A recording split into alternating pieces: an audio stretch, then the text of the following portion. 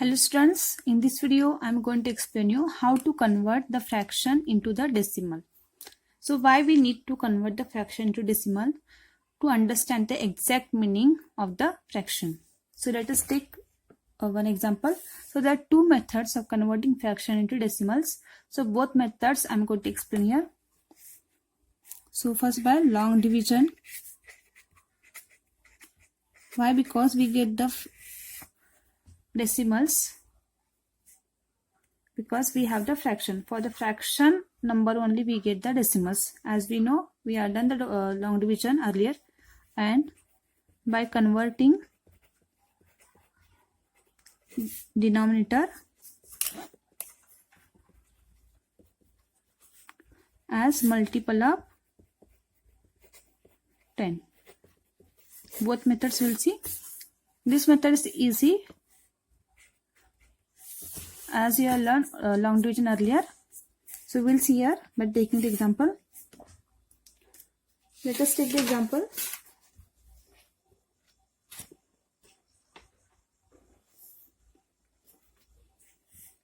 Four by 5. So this is a 4 by 5 example. So I'll show with long division. So you all know the division 4 divided by 5. So here we have the 4, but 4 is less than 5. So 4, as we know that we cannot divide the smaller number by the bigger number. So what we'll do here? For that we'll write here 0. Then we have to go for the number along with this digit. But we don't have a number, next digit.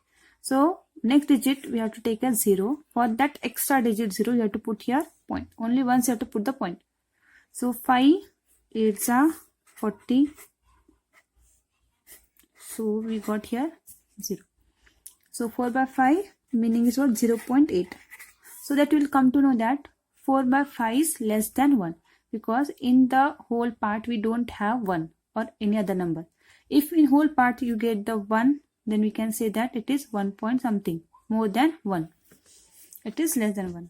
So same example you can do by converting the denominator as multiple of 10. So how we can convert the denominator as multiple 10? We cannot add here 5. Only denominator you have to focus on. So we can convert the fraction into the equivalent fractions. So that value will be same.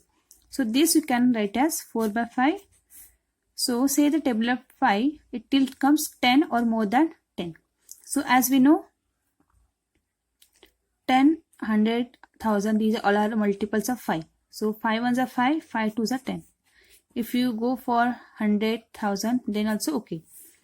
So 4 twos are 8, and here 5 twos are 10. Now you should not do the actual division.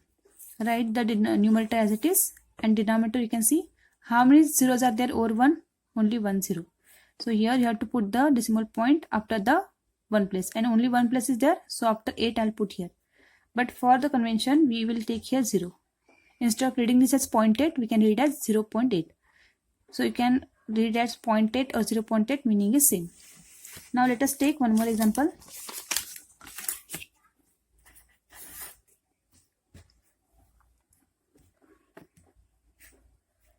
(17 by 25).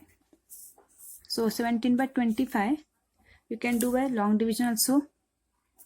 Otherwise I will show you the how to convert when the as a denominator of multiple of 10. Because long division method you all know how to do the long division method and how to get the decimal point. But this method and which method you have to use whenever it is possible, that time you have to use. It is not necessary that always you have to use long division or the second method. So you can see here the multiple of 25 should be either 10, 100, 1000 and so on. We know that 10 is less than 25, but 100 is a multiple of 25. That time only you can use this method. Then only it will become easy. Otherwise, you have to go for the long division method. So we can write this as 17 as it is. 25 fours are. So here also you have to multiply with 4. 17 fours are. That is 68 upon 100. Now put the decimal point. So don't write this 100, only numerator you have to write. And how many zeros are there over 1? 1, 2 zeros. So 1, 2.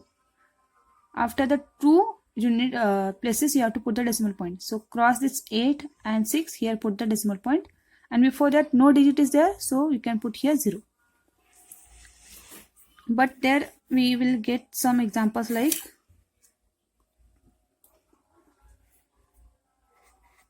33 divided by 30. So we can see here, instead of taking 30, just think of 3. So you can see that 3 1s are 3, 3 2s are 9, 3 3s are like that. You will not get in the denominator or the multiple of 3 as 10. So you can see that multiple of 3 is not 10, 100 or 1000 like that. So here do not go for this method. It takes time.